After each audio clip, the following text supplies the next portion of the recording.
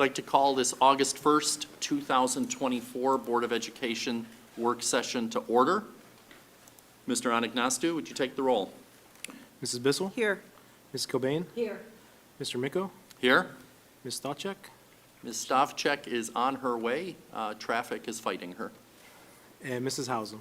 And Mrs. Hausum is excused. Next is Pledge of Allegiance. Would you please stand and join me in the Pledge of Allegiance? I pledge allegiance to the flag of the United States of America and to the republic for which it stands, one nation, under God, indivisible, with liberty and justice for all.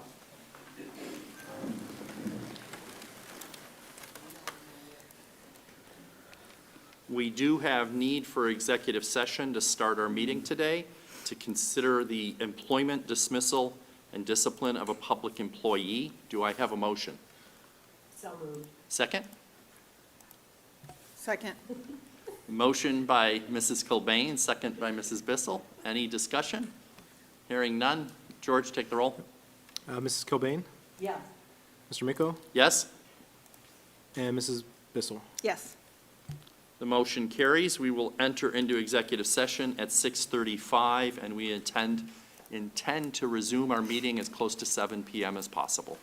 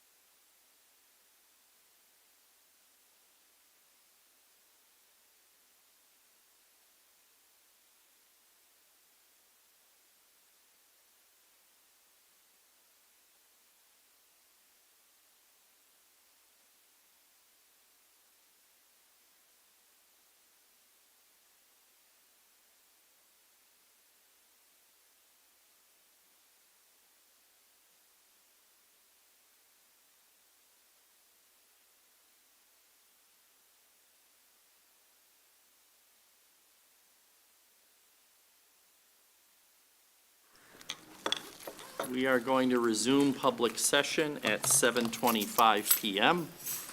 I will note for the record, we can't tell time very well. Next on our agenda is public comment. I do have one slip. Mr. Shannon Burns. Shannon, you know the drill, name, address, and you have approximately 3 minutes. President Micko, thank you so much. Shannon Burns, 18079 Brick Mill Run in Strongsville. Members of the board and administration, I wanted to come and address you today to ask you to reconsider the plan that was put in place for the school levy at the last board meeting. What you didn't know now, and obviously all members of the voting bloc and all of the citizens of Strongsville know now, is that all of our property taxes have been increased significantly through this property revaluation.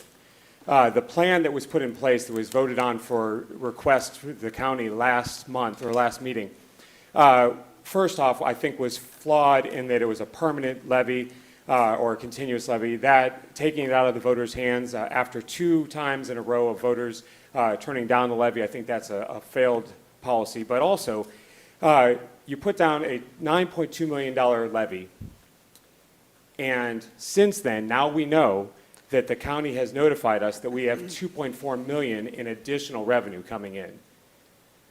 I believe that the prudent thing to do is for the board to reconsider. Today, what the board should be considering doing is putting forward and asking the county again for a 3.5 mil levy that I believe would then create a revenue-neutral solution, would not increase our taxes as citizens. We would have the same amount of revenue coming in as your proposal from last month, and we would not experience this huge tax increase, at least from the city's, from the school's point of view. I think this is a good solution.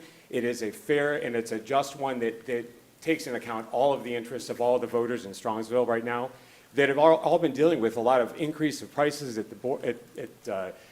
Giant Eagle, increase of prices in all across our lives, and having this huge property tax bill is not, I believe, the right course. Just to be clear, if you choose to vote for the plan that's in place, now that you know that the taxes have been increased and you're choosing a new tax, you will actually be responsible for raising our taxes here in Strongsville. It will no longer be what was deemed a reduction in taxes. It now will be an increase in taxes. That's not the way that the voters looked at it the last 2 times. We should reduce it. So once again, my proposal that I'd ask you to consider is propose to the county today in an urgent matter to ask what a valuation of a 3.5 mil levy would be. I believe that will come back and have a revenue-neutral solution, meaning that you'll get as much revenue as you had last year at 3.5 mils with this new increase. Then call a special meeting for Tuesday and approve that and put it on the ballot.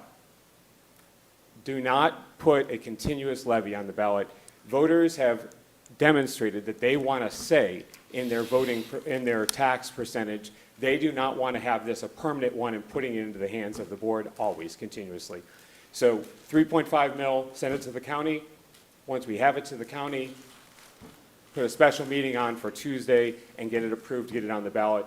And folks like myself that did not approve of the levy the last 2 times, I'll support you. And I'll make sure that all of our friends, to the best of my ability, will support you as well to get this passed in November. And we can finally put this to bed and move forward. So I appreciate your time and happy to take questions, but I know as policy you don't, but still thought I'd offer it. Thank you very much. Thanks, Shannon. Does anyone have any questions for Shannon? I think it's more for George. I'm confused, like, these new evaluations aren't gonna be, or are they gonna affect this levy? It's twofold. The new evaluations will increase inside millage to that 2.4 million. That's where it's gonna come from. That was in our May forecast. We had anticipated a 27% increase in valuation, so that increase was part of our assumptions at the time in the May forecast. In the November forecast, we had a lesser amount, but we got, as we did the May forecast, we were able to get firm numbers from the county of the 27% increase, and it turned out to be a 28% increase when they put out their numbers. That's where the 2.4 million is coming from. The 9.2, so the 4.9 mil levy that's on for consideration, with the valuation, House Bill 920 will go into effect because of the increased valuation, so it'll drop the effective rate to about 3.8 mils. So we'd only be collecting about 9.2 million when it kicks in. Well, that's not what you If said. it kicks in. Well, my point once again was that, first off, one thing I regretted to inform you is that I believe it was in 19, Mr. Micco might be able to correct, because I know you were on the board when this happened. There's precedent in the board taking this urgent action of going to the county at the last moment and changing the valuation. I believe it happened. I believe it was the May 19 levy, but you could check me on that. It was very recently that we've done this before and made this decision at the last minute. And yes, I believe that if right now we're considering a 4.9 mil levy, dropping it to 3.5 with the $2.4 million increase that everyone's paying now. We're all paying more in taxes because of that. The schools been reported widely that we're receiving 2.4 million more than we were planning on last year when we did budgeting last year. We need a break.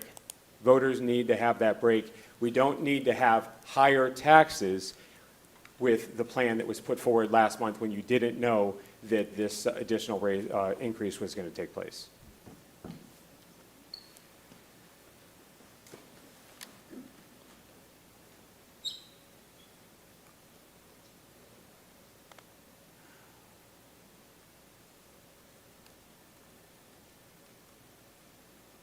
Next on our agenda is approval of minutes.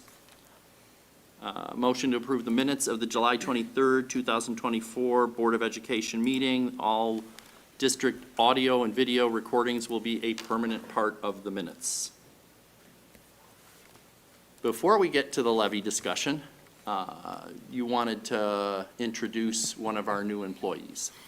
Sure. So we've been blessed over this summer. Obviously, we always have annual openings, and Jenny and the team and the principals have done a great job filling all those openings, and we've welcomed a handful of new administrators to the team. Last meeting, the board approved a promotion for one of our high school assistant principals to a new role. So we had that opening, and Mr. Wingler and his team diligently worked quickly and to look to see if we can possibly find a high-qualified replacement. And we found it right from our own high school. So I'm going to turn it over to Jenny to give the introductions to our recommended candidate for that position. Well, I think you said it very well already. I'll just add a few more things. So Mrs. Heather McGrath is on the agenda tonight for your consideration for our new assistant principal at Strongsville High School. I've known Heather for quite a few years. I think she just told me she's going into her 18th year here in Strongsville. She actually did her student teaching here in Strongsville as well. And it's just been a joy to work with Heather, and the amount of as teachers, as educators, I think I take the most pride when we continue to evolve and learn and grow and do better for kids each and every day. And Heather exemplifies that in her role as a teacher. She's been on several district committees with me and challenges the things that we're talking about in a way that I understand what you're saying, but how can we make this work for our students and make their experience better here in Strongsville? And she, has spent the last 2 years on the district learning team with us, and her knowledge of what she does in the classroom with instruction, and the way that she just has a great mindset about what students need is awesome. And I'm just thrilled to have her in a different capacity as one of the leaders at the high school. So I'm going to turn it over and let Heather say a few words as we welcome her. Hello, everyone. I'll move this down a little. So I just wanted to introduce myself. As Jenny said, I've been in the district now, this will be my 18th year. And within that time frame, I witnessed my older daughter graduate from Strongsville High School in 2015, my stepson in 2016, and I myself am actually a Strongsville High School graduate. As a matter of fact, I know you're going to find this hard to believe, but my class is actually celebrating their 30th high school reunion this year. So I've been living in Strongsville for a very long time, and during that time, I've seen a lot of changes in Strongsville. In the community, we didn't have the mall when I first moved here, let alone, the big expansion on the high school. But During that time frame, there has honestly been one aspect of Strongsville that has never changed, and that's been this board's, its employees, and the community's commitment to pursuing excellence in education. I want to thank you for, letting me be a part of the history and for giving me this opportunity to be part of its future. Thank you. Thank you, Heather. Thank you.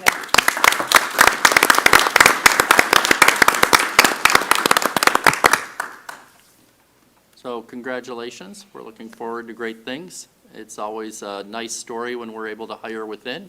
It's an even nicer story when we're able to hire within a Strongsville alumni, grew up in Strongsville, so that's very nice. Congratulations.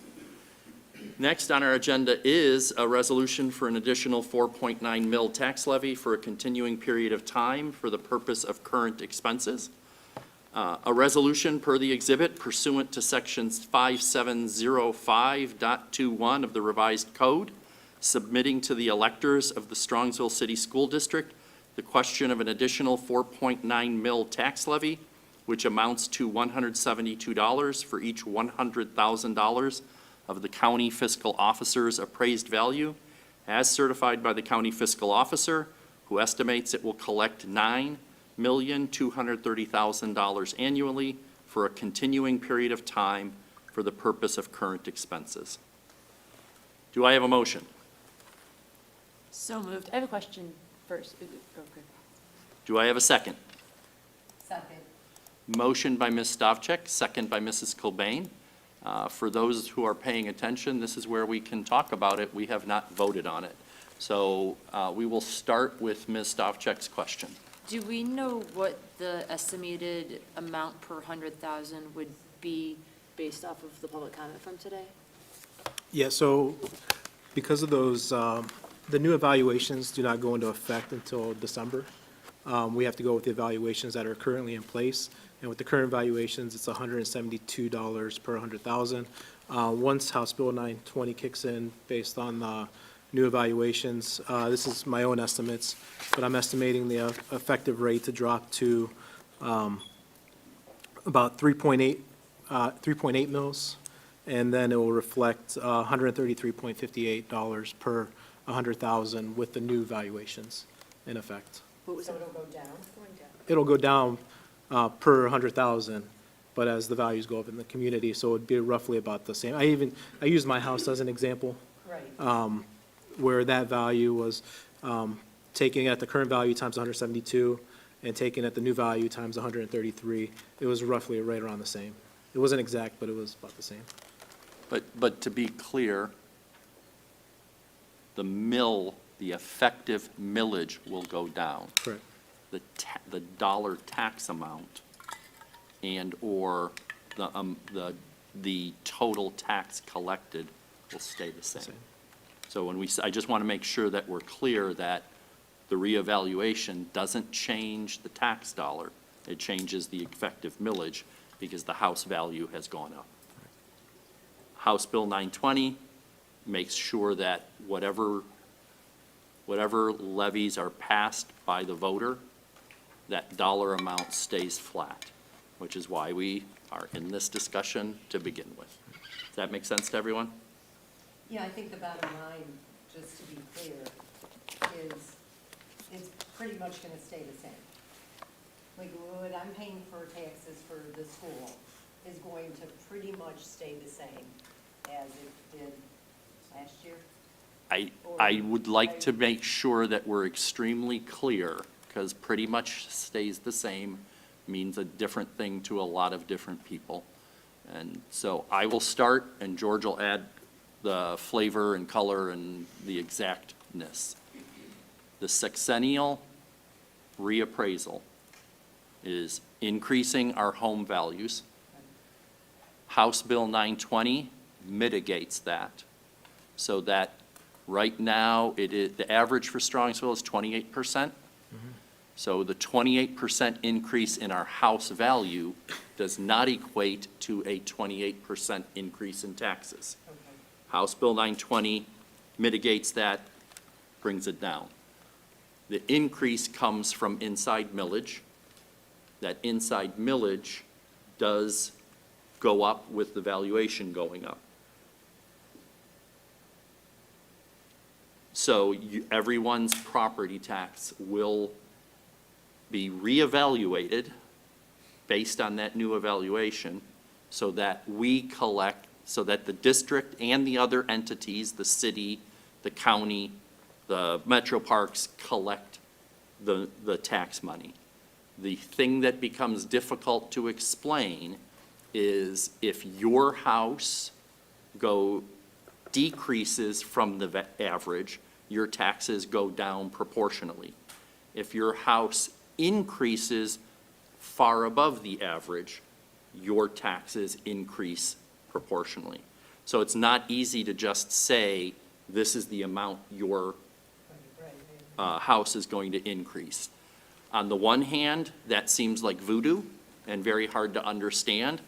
On the other hand, if you take two houses, and last year they both were $100,000 in value, and one house puts on an addition and adds to the garage and goes up $100,000, and the other house doesn't do those things, and their value goes down, should their property tax stay the same?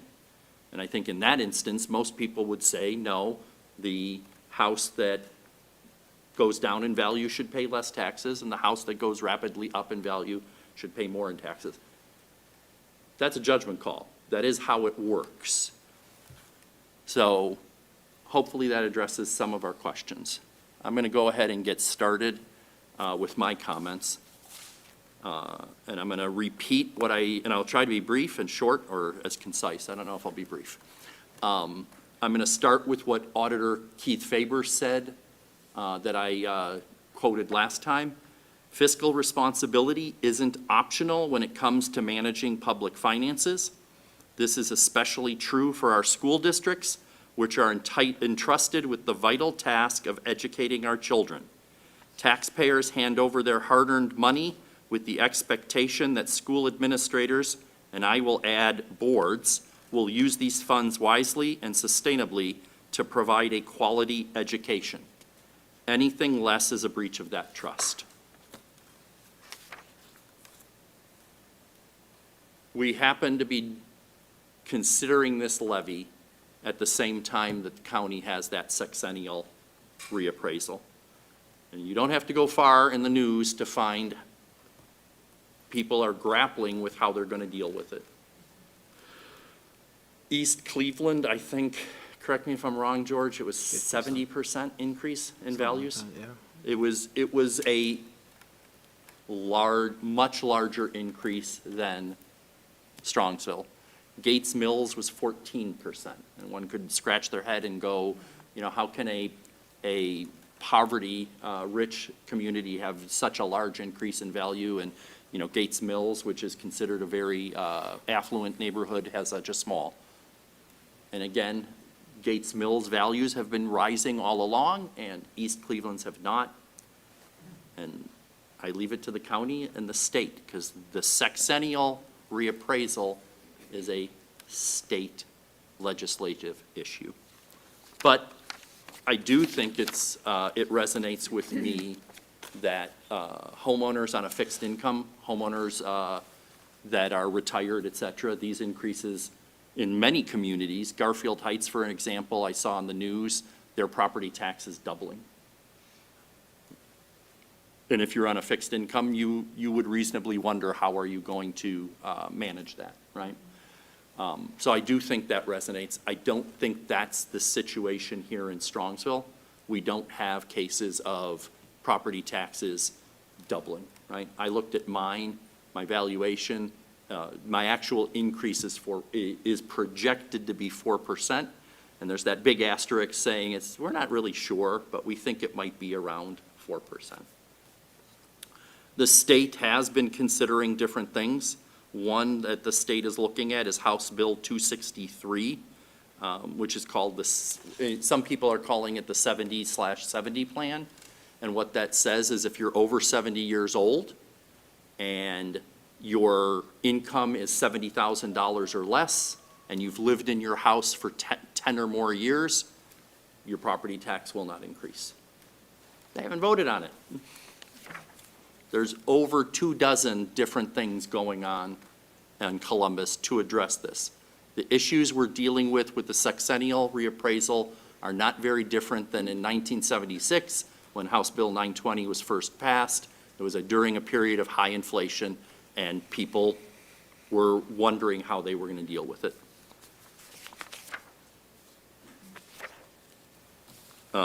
As an example, and you all of the people on the board and many in the audience know I spend a lot of time scouring the news. Parma is grasping with the exact same issues. Their school district is grasping with the exact same issues. The difference is, and to cut to the chase, Parma chose not to go forward with their levy. Theirs is a new money levy. They chose to pause asking their community for additional taxes, to say we're going to wait until this reappraisal is digested and wait until Columbus addresses it, et cetera. That is a different situation than what we have to consider here. We are not discussing a new money levy. We are no longer discussing a renewal. We are discussing a new levy that is less than the previous levy.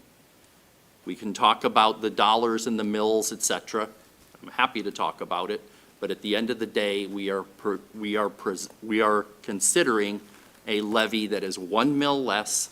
Because of all of these evaluations, it's not 1 mil in taxes less. It is approximately $700,000 less than what would have been collected by the earlier levy. In addition, we are considering it, we're asking the voter to consider turning it into a continuing levy. As we've said before, levies cost money, whether they win or lose. This current cycle is costing the district, which means it's costing the taxpayer $100,000. I think it's reasonable to say we have another levy that is a 5-year renewal. We'll have to have this conversation again. I think it's reasonable to come to the voter and say, we'd like to convert this.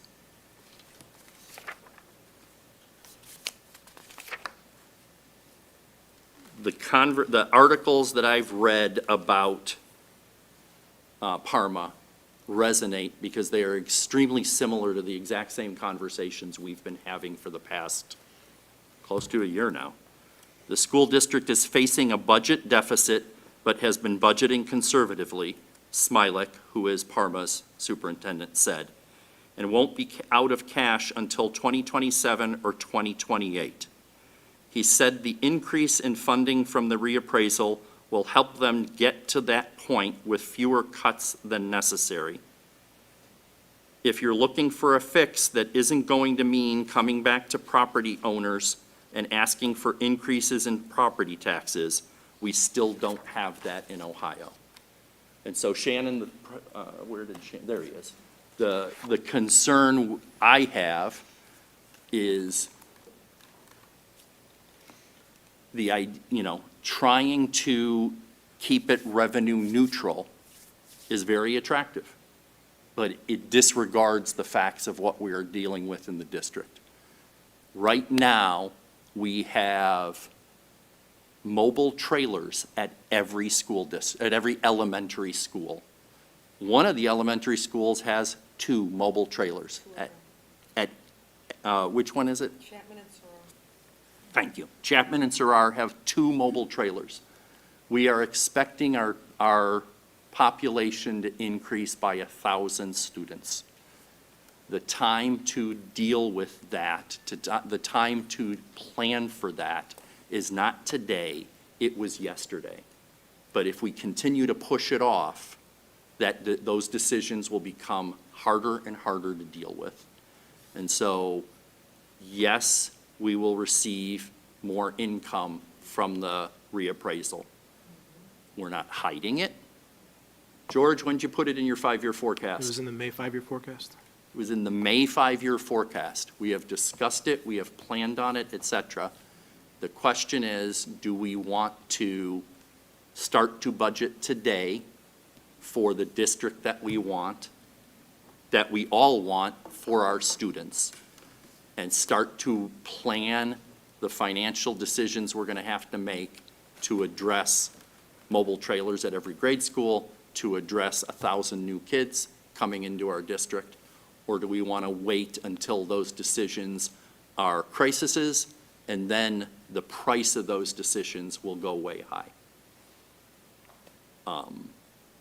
I have said it many times, we can either budget $10 a year for 5 years to come up with $50, or we can budget $50 in year 5. Part of my job as a board member is to be reasonable with the taxpayer. And it's much more reasonable to ask the taxpayer to budget $10 a year than it is to ask the taxpayer to, well, we'll keep it revenue neutral, but, down the road, it's going to get worse, and then there's a surprise. There is never a good time to increase taxes. So that's why I'm still comfortable with the decision that we have crafted. I think it is a reasonable decision. I think it is pragmatic, and I think it's supportable. I have said enough as usual. I have said too much as usual. Does anybody else have questions or comments? I have one thing I want to say. George, help me with the levy history here. So when we passed the new money levy in 2019, that we have not been able to renew, and now we're replacing with this current proposal. Right. Before 2019, when was the last time we asked the city for new money? It was 2008, 2007. 2007. 2007. That was a renewal in 2018. It was asked in 2000. If the question is when was the last time we asked, it was 2018, when the last time it was passed. The last time we sorry. secured a new money Okay, so levy I'm was talking about securing Yeah. it. I'm not Yes. talking about the one that failed in 2018. I have a son, he's a freshman in high school. I said this a year ago, and I'm going to say it again. He was born in 2009. The last time we had, if we don't pass this, we are operating on the same budget, less a couple of things that inside millage things, that we were operating on in 2008. My son was not born. We are all discussing how things, the prices of things are rising, right? That's true for me too. I opened my envelope that had my house value in it. I did not like what I saw either. I'm dealing with the same thing that you're dealing with.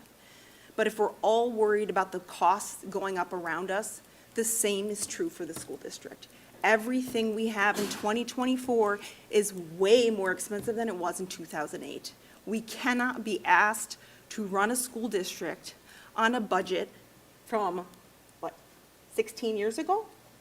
We can't do that. It's not feasible, and I don't think there's any way that we can continue on with our goal of being the excellent school district that Ms. McGrath, yes, was talking about before, if we don't have the funding to meet the needs of the rising costs here too.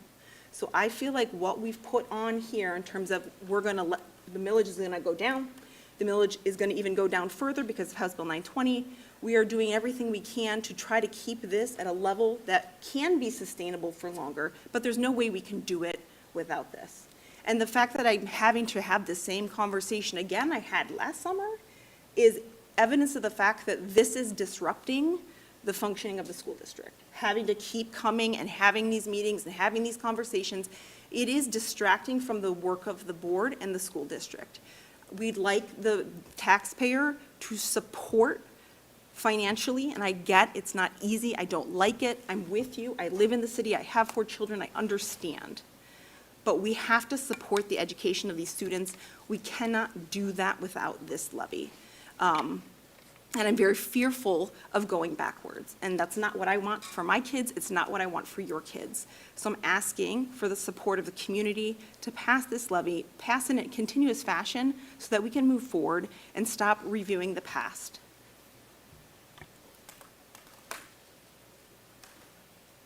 Thank you, Michelle. Very well said.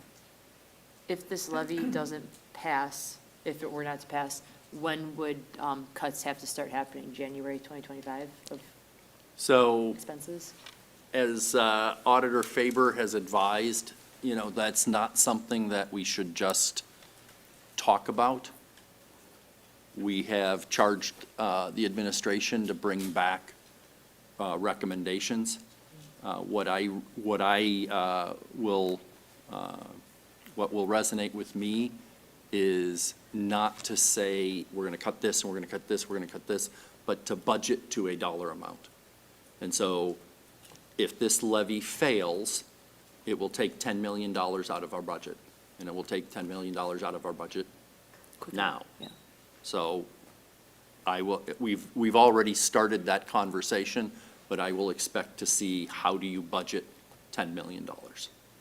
I'm not going to, I don't even want to discuss the programs that we would. I want to do that in a deliberate way, and then at a future board meeting before the election, we would be able, as a board, to say, this resonates with us, this would be our intention, that if it fails, everyone is clearly informed by board action of what is on the line, if that makes sense.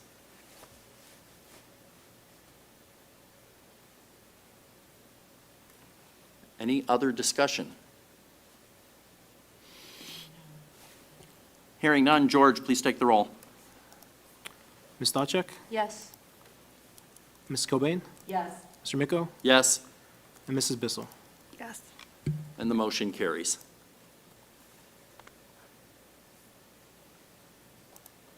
Next on our agenda is cafeteria price increases. Mr. Anagnostou. Thank you, Mr. Miko. I have a few items for your consideration tonight. One of them, as you stated, is cafeteria prices for next school year.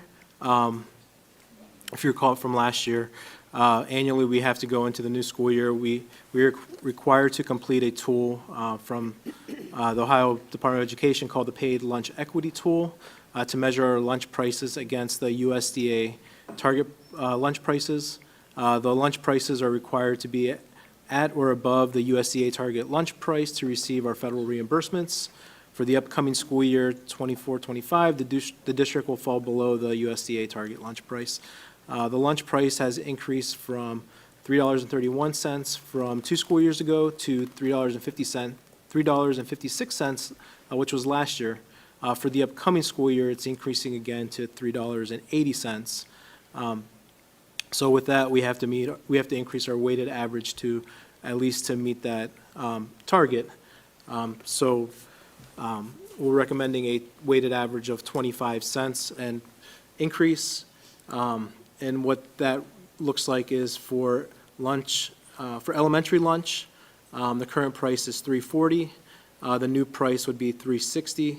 And for secondary lunch, and that would, let me back up, the elementary lunch would be a 20-cent increase, and then the secondary lunch from $3.65 to $3.95 would be a 30-cent increase, which gets the weighted average of the 25-cent increase to bring us to the USDA recommendation.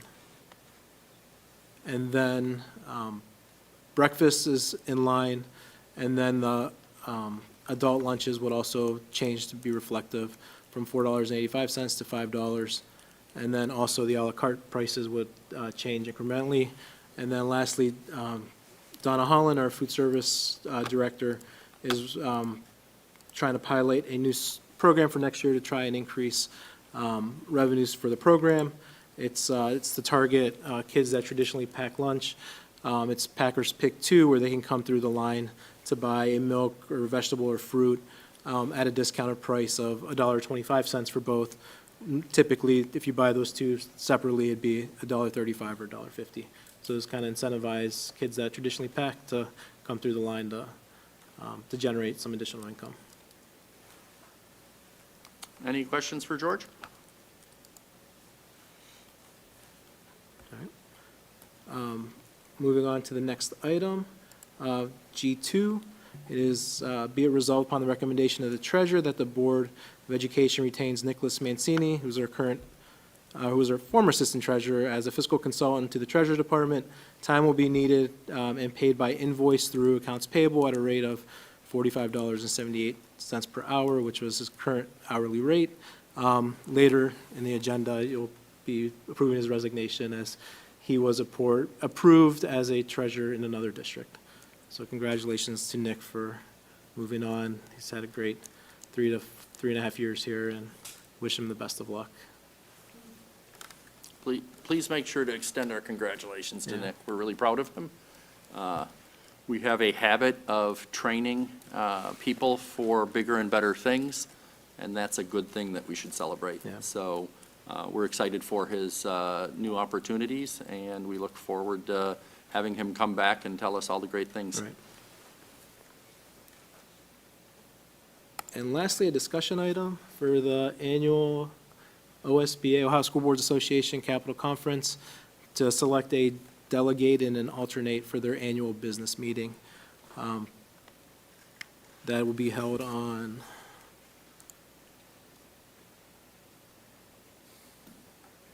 November 11th. At the next meeting, we'll be selecting those. Mr. Mick, I'll turn it over to you if there's any discussion. Who wants to arm wrestle who for the honor of being the delegate? Are you going? I am not. Are you going? No. Well, Laura's not here, so I vote her. So I'm delegate for Polaris, so we've just found our delegate and alternate in whatever order you so choose. So It's I do gotta- know yourself, Mrs. Cobain, and Laura, and Mrs. Hausum all expressed interest in going to the conference. So it's you and Laura in whatever order you so choose, Sharon. Yeah, I mean, it doesn't matter, I did it last year.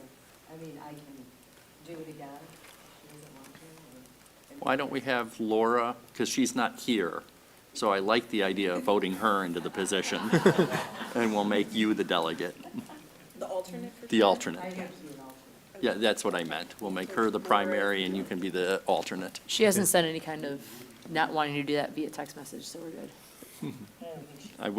It would make me want to do it even more if she said no. So, but yeah, no, I did speak to Laura, and as is our habit, she's willing to serve in any way appropriate. So, Fine. that works? Yeah, works for me. All right, we'll have that on the next meeting. Excellent. And if there's no further questions, that concludes my report. Any questions for George? Hearing none, we now get to what I think is the exciting part of the meeting, the superintendent's report. You're too kind. Well, maybe it's because of the first topic on the That's right, it agenda. is exciting. So I'll go through the item, and then we can talk about it. So be it resolved upon my recommendation that the addendum to the agreement between Strongsville City School District and Serpentini Chevrolet be approved as listed in the exhibit, and this is an action item. Do I have a motion? So moved. Second? Second. Motion by Ms. Stavcek, second by Mrs. Cobain. Any discussion? You want to give us a description or a summary? Yeah, so obviously, Bob Serpentini and Serpentini Chevrolet have been a great partner of the school district for many years. And part of their last donation agreement with us for naming rights for Packatan Stadium, the field at Packatan Stadium, was also to have naming rights for our concession stand. As the board knows, at the last meeting, we had a generous offer from Architectural Justice to redo the concession stand and renovate the concession stand at Packatan Stadium. However, they wanted the naming rights for that concession stand. Bob Serpentini was gracious enough to say he would give up his last year of naming rights for that, and we created an option where he could have signage on our press box. So this is just it's an addendum to the current contract, which basically enacts to 1 year where he is going to have his advertising and naming rights to the press box in lieu of the concession stand. And I just want to publicly thank him on behalf of the board. He is a great partner of our school district, and, you know, anytime we have these kinds of issues, he's always responded, you know, let's just make it right and do what's in the best interest of the school district. So he has our thanks. It does require a vote. You may take the roll. Ms. Stavcek? Yes. Mrs. Cobain? Yes. Mr. Miko? Yes? And Mrs. Bissell? Yes. And the motion carries. And again, thanks to Bob Serpentini and the Serpentini Auto Group. Yeah, absolutely. Next, I'll turn it over to Steve for his business service item for the month. Can I just take a little bit of board member privilege? Can we go out of order? They said they wanted to stay even longer. It's summer, it's I could, summer. I wanted could to- see it on their face. They have been so nice. make you nervous. I was going to suggest board policy, but, no, let's do item 15. All right, I'll turn over to Jenny for item 15. Okay, for your consideration this evening, be it resolved upon the recommendation of the superintendent that the memorandum of understanding between the Strongsville Board of Education and the Ohio Association of Public School Employees, as stated in the exhibit, be accepted. And this does require a vote? No, it is, It's a consent item. We can change it if you want to vote on it. oh, I'm on the wrong item. I'm still on the Serpentini thing. We'll leave it on the, well, no, they might not leave if we leave it on the consent calendar, just in case. So let's change it. Yeah, give me a Do you need a second. minute? Yep. Not that I want you to leave.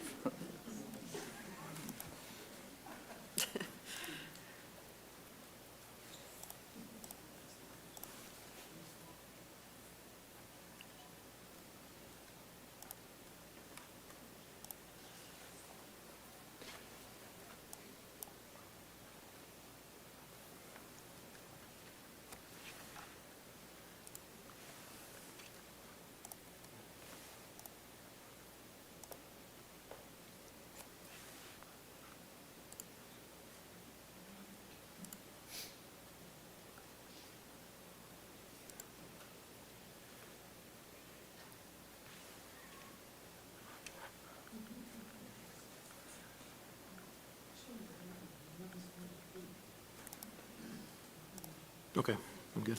Do I have a motion? So moved. Second? Second. Motion by Ms. Stavcek, second by Mrs. Cobain. Any discussion? Other than our thanks, and we're looking forward to a great school year. So, thank you very much.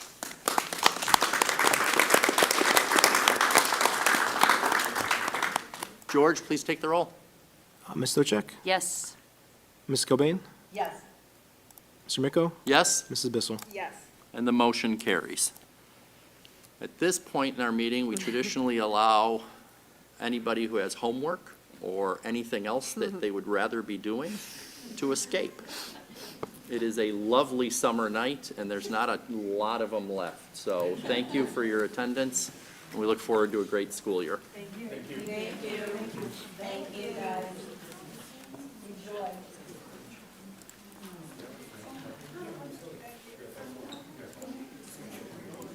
Thank you. They don't care what Steve has to say. Right? Oh.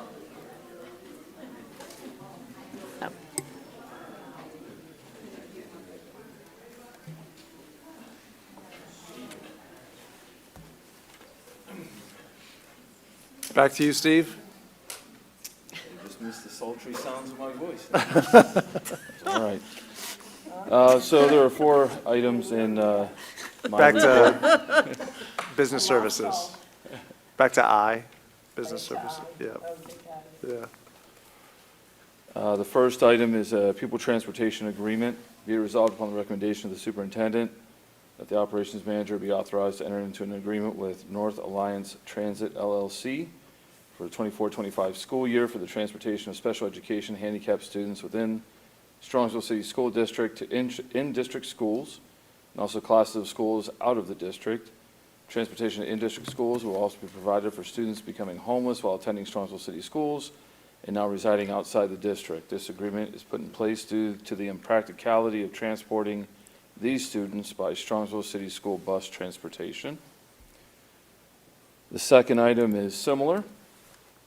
Be it resolved upon the recommendation of the superintendent that the operations manager be authorized to enter into an agreement with Suburban Transportation Company Incorporated for the 24-25 school year for the transportation of special education and handicapped students within the Strongsville City School District to in-district schools and also classes at schools out of the district. Transportation to in-district schools will also be provided for students becoming homeless while attending Strongsville City Schools and now residing outside the district. This agreement is put in place due to the impracticality of transporting these students by Strongsville City School bus transportation. The third item is an action item. Be it resolved upon the recommendation of the superintendent that the Board of Education approves the purchase of LED lights from BMI Supply not to exceed the total quoted price of $34,269, funding to be from the Permanent Improvement Fund.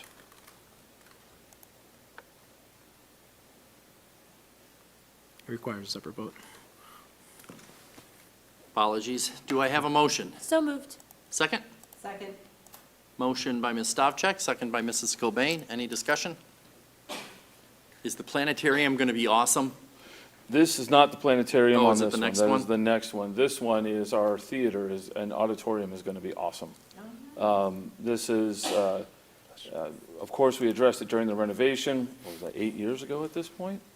But as times have changed, as our performances have grown, some of the lighting needs have also had to change. So we did an assessment of where we would like to be in our lighting program for the theater, and received input from administration at the high school and also the stage crew and theater, the people receiving stipends for the theater programs. And this is a combination of that, and this is the quote that we're putting forward to say that these are the lights and the system that we need to match the quality of the performance that's being put on the stage. Well said. Any other questions? Please take the roll. Ms. Stochek? Yes. Ms. Cobain? Yes. Mr. Miko? Yes. Mrs. Bissell? Yes. Why is there a microphone not on the ground? Next to We- Jenny's foot. We had an extra Oh. table that we removed for Laura. Oh, I just noticed that light on. The fourth item for your consideration is also an action item. Be it resolved upon the recommendation of the superintendent that the Board of Education approves an LED cove lighting system for the high school planetarium from Ash Enterprises International Incorporated, not to exceed the total quoted price of $42,135, funding to be from the Permanent Improvement Fund. Do I have a motion? So moved. Second? Second. Motion by Ms. Stavcek, second by Mrs. Cobain. Any discussion? Out of curiosity, are we going to have an awesome planetarium? Are you gonna keep Yes, asking? to answer your question. So this has been a few years coming. As technology has changed, the lighting system needs to change. The issue is the coating on the old light bulbs, halogen light bulbs. The bulbs being created now are not of the quality that they used to because the technology has moved on, so very few manufacturers are doing this any longer. So there's an actual coating that goes on the old light bulbs. Well, those coatings are just burning off as the light bulbs are on at a very fast rate, and we're having to replace those light bulbs at a rate that made us look at this LED system, which is much more sustainable, and say that now is the time to pull the trigger on this. The availability of the old light bulbs is becoming less and less, the cost is going up, and yes, I believe this is a good return on investment and will make a great planetarium even better. And we don't want to put ourselves, to any specific year, but the LED lights last much longer than anything else. Correct. So although these are both large ticket items in and of themselves, over time, they will save us money. Correct. Any other questions? Please take the roll. Ms. Stochek? Yes. Mrs. Cobain? Yes. Mr. Miko? Yes, Mrs. Bissell? Yes. and the motion carries. Thank you. Thanks, Steve. Thanks, Steve. We do have two items under student services. The first, be resolved upon my recommendation that the Board of Education enters into an agreement with Maxim Healthcare Services, who operates a healthcare staffing agency and employs licensed healthcare personnel to provide personnel to supplement nursing services. The second item is be resolved upon my recommendation that the Board of Education enters into an agreement with Monarch School of Belfair Jewish Children's Bureau for the special education and related services for placement of a student with disabilities for the upcoming school year in the amount of $98,026.20 and extended school year in the amount of $8,168.85 for a total cost of $106,195.05. Any questions on the student service items? With that, I'll turn it over to Jenny for this month's human resource items. Thank you. Under Human Resources, I have the following recommendations this evening. Under 1, we have the resignation of our leadership staff member, as George already shared. Nick is leaving us, and wish him all the best. Under 2, we have resignations for certificated staff. 3 resignation for non-certificated staff, 4 resignations for non-certificated athletic supplemental contracts. Under 5, we do have the retirement, way early, but a retirement of our certificated staff. 6 retirements for non-certificated staff. 7 appointments for administrative staff. 8 appointments for certificated staff. Under 9, appointments for certificated athletic supplemental contracts. 10, appointments for non-certificated athletic supplemental contracts. 11, appointments for our game workers. Under 12, we have our stipends for instructional coaches. 13, volunteers. Under 14, we do have one revision to the May 23rd agenda. We are moving one of our cheerleading advisors from a 1.0 to a 0.5 for cheerleading. And then you are already voted on item 15. And that concludes my report. And with that, there's nothing under technology for this meeting, so that concludes the superintendent's report.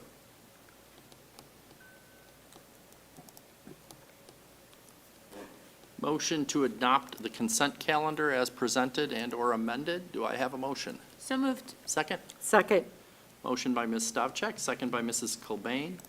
We'll note for the record that we did vote on the memorandum of understanding separately, so that is not part of our consent calendar. I don't remember any other changes. We do have, are there any otherwise? Are there any removals from anyone? Hearing none, please take the roll. Ms. Stochek? Yes. Ms. Cobain? Yes. Mr. Miko? Yes. Mrs. Bissell? Yes. And the motion carries. Next on our agenda is Board of Education Board bylaws and policies. We have a number of bylaws and policies on first reading. They are listed in the agenda. Michelle, did you have any comments on this group?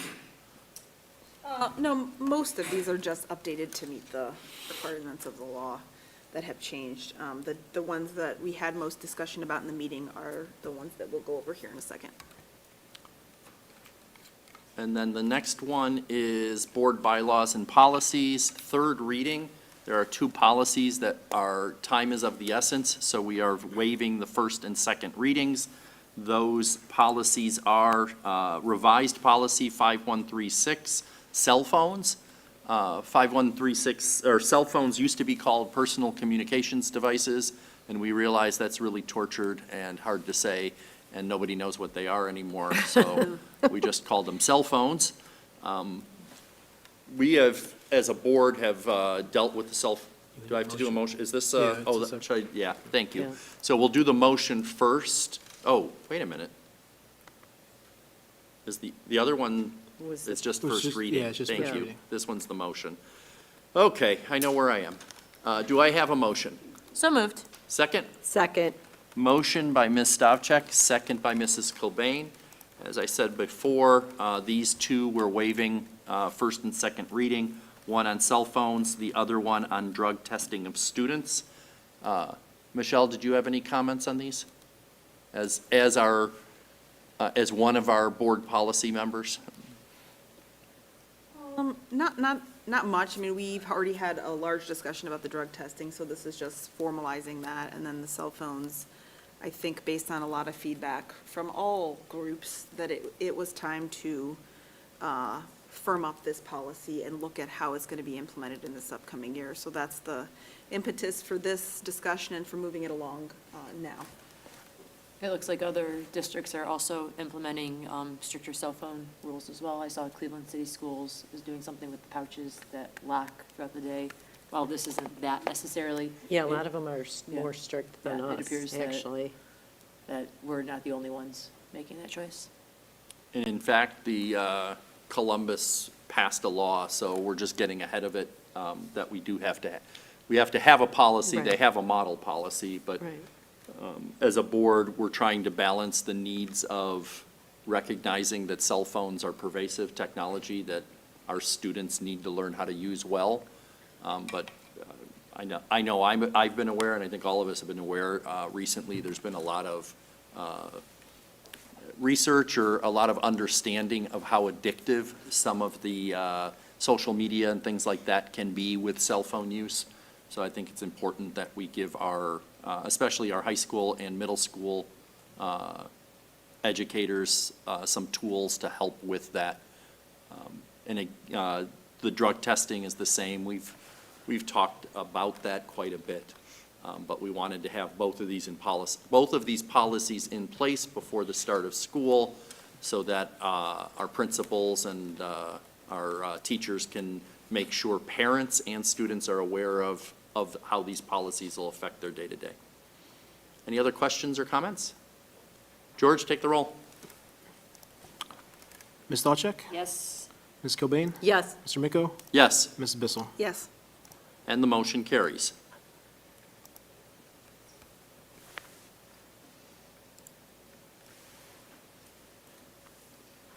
Oh, my computer is all over the place. Board of Education miscellaneous. Do we have any miscellaneous? Any updates? Everyone should have received an email about the sales tax holiday. It is a week long this year. It's already started. And the one thing I will highlight is I always forget the exact mechanics. It's any school-related item up to $500. That's per item. You as a parent can invest in your student's education as much as you want. It is not a $500 overall limit. It's a $500 item. So obviously, take advantage of that if you can. I believe they expanded it to some sporting good items as well, and Correct. also restaurants. Oh, that's nice. So, and again, Dan sent out an email about it, so the links to all the rules, et cetera, are in there. But time is ticking. I don't have any others. Anybody else? Next on our agenda is, we do not have need for executive session a second time. Next on our agenda is adjournment. I will take a motion to adjourn. So moved. Second? Second. Motion by Ms. Stavcek, second by Mrs. Cobain. Any discussion? Hearing none, please take the roll. Ms. Stavcek? Yes. Ms. Cobain? Yes. Mr. Miko? Yes, Mrs. Bissell? Yes. the motion carries. We are adjourned at 8:22 PM. Have a nice evening and enjoy the summer weather.